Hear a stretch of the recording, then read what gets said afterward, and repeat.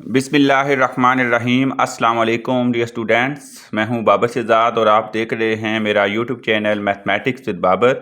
Exercise 2.2 question number 1 और 2 हमने complete कर लिए थे। अब हम करेंगे question number 3। Important, objective point of view से बहुत ज़्यादा। Under what conditions on A and B, दो सेट्स दिए हुए हैं। जनरल कह रहा है ए और बी अगर दो सेट्स हों और द फॉलोइंग स्टेटमेंट, ये जो उसने नीचे स्टेटमेंट दी हुई है ये ट्रू होंगी, लेकिन कौन सी कंडीशन लगेगी तो ट्रू होंगी। वो कह रहा है ए और बी दो सेट्स हैं, इनको मुख्तलिफ तरीके से मुख्तलिफ ऑपरेशन लगा के जो है वो इनको लिखा गया है, लेकिन ऐसी कौन सी है कि दोनों साइडें इक्वल हो जाएं, क्या करें हम, कौन सी चीज लगाएं। तो हमने हर क्वेश्चन का हर पार्ट का बताना है। पहला कह रहा है A union B equal to A और बी का अगर यूनियन करें तो ए आएगा। कब आएगा ए?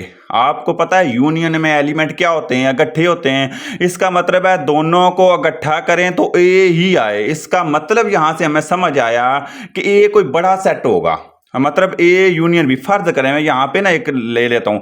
ए अगर आपके पास है 1 2 3 और 4 और बी मैं यहां पे ले रहा हूं, ये ए है, और बी मैं यहां पे ले रहा हूं 1 और 2। देखें अगर मैं ए यूनियन बी करता हूं यहां पे तो क्या आ जाएगा? ए नहीं आ जाएगा, दोबारा ए आ जाएगा ना। इसका मतलब है ये बड़ा सेट होगा तभी ये आंसर आएगा। बड़ा सेट कब होगा? अगर ये छोटा होगा। तो छोटे को कैसे रिप्रेजेंट करते हैं? इसका हिस्सा हो बी सब सेट ए। तो हमने लिखा अगर बी सब सेट होगा ए का, मतलब बी जो है वो छोटा सा हिस्सा, छोटा सा कोई बच्चा होगा ए का, तभी पॉसिबल है कि ए यूनियन बी करें तो दोबारा ए ही आ जाए और ए इज इक्वल टू ए हो जाएगा। बात समझ आ गई? तो इस वजह से हमने लिखा बी सब सेट होगा ए का। बात समझ आ गई? पार्ट नंबर 2 है, सेम उसी पैटर्न पे चलना है। A union B is equal to B. अब ए की जगह पे बी आ गया, अब बी डोमिनेटेड है। वो कह रहा है इधर बी आना चाहिए, बी है इधर तो इधर भी बी आना चाहिए ना, तभी इक्वल होंगे। तो बी कैसे आएगा? बड़ा बी रखें। तो इसका मतलब ए यूनियन बी में बी अगर यहां पे क्या है? बड़ा है।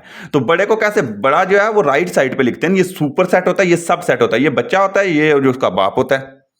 तो यहां पे क्या पता चला कि बी ए जो है वो सबसेट होगा बी का। मतलब ए छोटा सा टुकड़ा होगा बी का, जिससे बी को फर्क ही को नहीं पड़ना, और ए यूनियन बी करेंगे दोबारा बी आ जाएगा। सेम यहां पे अगर देखें तो आप, तो अगर इसको बड़ा कर लें, नाम चेंज कर लें, इसको ए कह लें, इसको बी कह लें, बात समझ आ गई? तो यहां पे जो इधर होगा बी है तो इधर बी बनाना है, तो बी को बड़ा, तो बड़ा रखने के लिए दूसरे को छोटा बता दें कि ये इसका क्या है? सबसेट है। तीसरा पार्ट है A minus B is equal to A. तो दो सेट को माइनस करें ए। माइनस का क्या मतलब होता है यूनियन है ये सेट्स में? मतलब पहले सेट के वो मेंबर जो दूसरे में नहीं है। यहां से हमें पता चला कि A minus B is equal to A. इसका मतलब माइनस बी से हमें फर्क ही कोई नहीं पड़ा, ए फिर भी ए आया।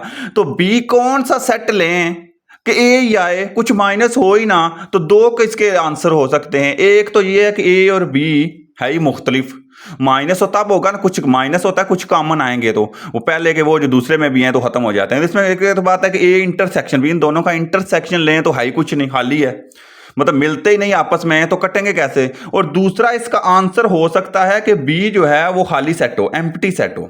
अगर बी में कुछ भी नहीं तो ए माइनस खाली सेट ए ही आएगा, तो ए इज इक्वल टू ए।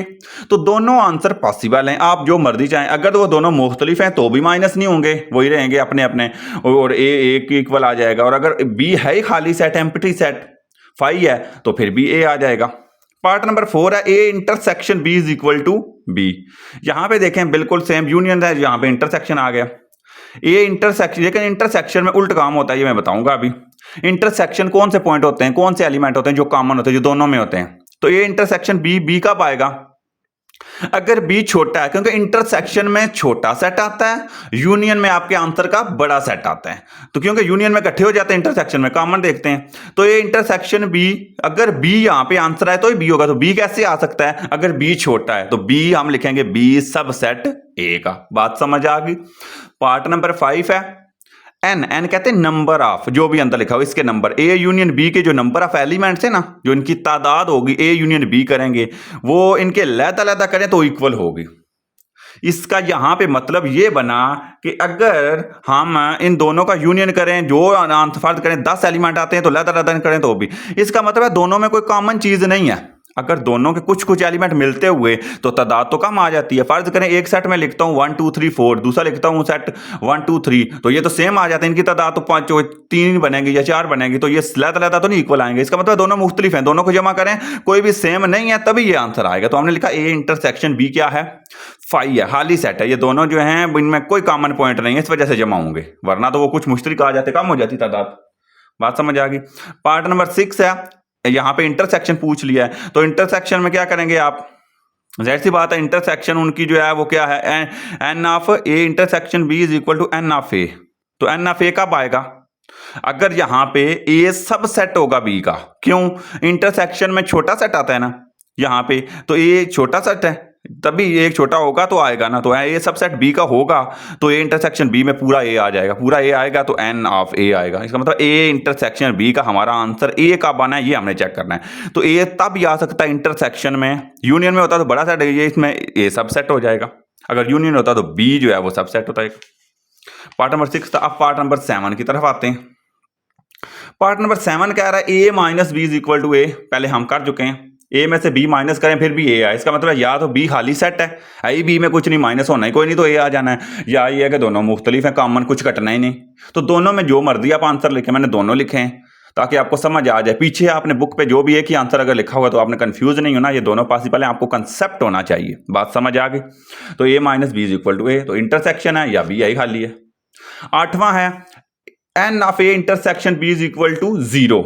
तो ए इंटरसेक्शन बी फाई है और डिसजॉइंट। क्यों लिखा है मैंने ये बता देता हूं। ए इंटरसेक्शन बी में कुछ भी नहीं, 0 आ रहा है, इक्वल टू 0 आ रहा है। इसका मतलब ए इंटरसेक्शन बी खाली है, कोई एलिमेंट एन है, यहाँ पे 0 एलिमेंट नहीं, एन तादाद है, तो 0 तादाद है उसकी। तो यहां से पता चला कि 0 तभी आएगी ना अगर ये दोनों है ही मुख्तलिफ, दोनों डिसजॉइंट हैं। डिसजॉइंट का मतलब है मुख्तलिफ है, डिफरेंट है, उनमें कॉमन ही कोई नहीं, तो 0 आना था। ए इंटरसेक्शन बी फाई है या क्या है, डिसजॉइंट। पार्ट नंबर 9 क्या कह रहा है, पार्ट नंबर 9 कह रहा है A intersection B is equal to N of B, मतलब बी आ जाए, इंटरसेक्शन करेंगे तो बी आ जाएगा। तो बी तभी आता है ना, इंटरसेक्शन में छोटा सेट आता है, तो बी को इसका सबसेट बना लेंगे, बी छोटा सा टुकड़ा है इसका, तो ए इंटरसेक्शन बी करेंगे तो बी आएगा, B subset of A. Part number 10 है A union B is equal to B union A. तो दो सेट की यूनियन तरतीब चेंज करके, ये कम्यूटेटिव लॉ नहीं होता जिस तरह हम नंबर पे पढ़ते हैं 1 जमा 2 2 जमा 3, तो 2 जमा 3 1 जमा 2, तो जवाब तो एक ही आता है। यहाँ पे तो हमने कोई कंडीशन नहीं लगानी, हमने कहना ये कम्यूटेटिव लॉ होल्ड करता है, तो जाहिर सी बात है ये बात ट्रू है, इस हाल में भी ट्रू है, इसमें कोई नई चेंजिंग करनी नहीं। बात समझ आ गई। 11 है A union B is equal to U. A union B, U कब आता है, यू है यूनिवर्सल सेट। तो याद रखें यहां पे किसी भी सेट यूनिवर्सल सेट आता है, किसी भी सेट को और उसके कंप्लीमेंट को यूनियन करें तो यू आता है। मैं आसान अल्फाज में ये कहना चाह रहा हूं, समझ आ गई या नहीं। ए यूनियन ए का कंप्लीमेंट या बी यूनियन बी का कंप्लीमेंट, दो सेट सेम सेट, उनका एक सिंपल और उसका कंप्लीमेंट, क्योंकि कंप्लीमेंट माइनस हुए होते हैं, बी जो है वो जो बाकी बच जाते हैं वो होते हैं, तो दोनों को इकट्ठा करें दोबारा यू आ जाता है। तो मैंने लिखा या ए की जगह पे बी कंप्लीमेंट रखें या बी की जगह पे ए कंप्लीमेंट रखें, तो आंसर तो वो सेम आना है। तो मैं ये वैसे आपको समझाने के लिखा, आपने लिखा ए की जगह पे बी कंप्लीमेंट या इन दोनों में से कोई आंसर। समझ आ गई। पार्ट नंबर 12 है u minus A is equal to 5। तो u माइनस ए, यू में से माइनस करें ए फिर 5 आ जाए, तो यूनिवर्सल सेट में से कोई माइनस करें और खाली हो जाए यूनिवर्सल सेट, इसका मतलब है जो दूसरा सेट है ये भी u है पूरा, मतलब इसके भी उतने ही एलिमेंट हैं जितना u में, तभी u माइनस u होगा। तो इसका मतलब a is equal to u। बात समझ आ गई। तो ये हमारा आज का टॉपिक था, ये हमारा क्वेश्चन नंबर 3 था, इंतहाई इंपॉर्टेंट। तो अब उम्मीद है आपको समझ आ गई होगी। फिर भी अगर किसी किस्म का कोई डाउट तो आपने ज़रूर पूछना है। चैनल को ज़रूर सब्सक्राइब करें, लाइक करें, शेयर करें, हमारी हौसला अफजाई के लिए बेल आइकन को ज़रूर प्रेस करें। नई आने वाली वीडियो इंशाल्लाह आप तक पहुंचेगी। तो नेक्स्ट तक वीडियो तक जो है वो इजाज़त दें। अल्लाह हाफिज़।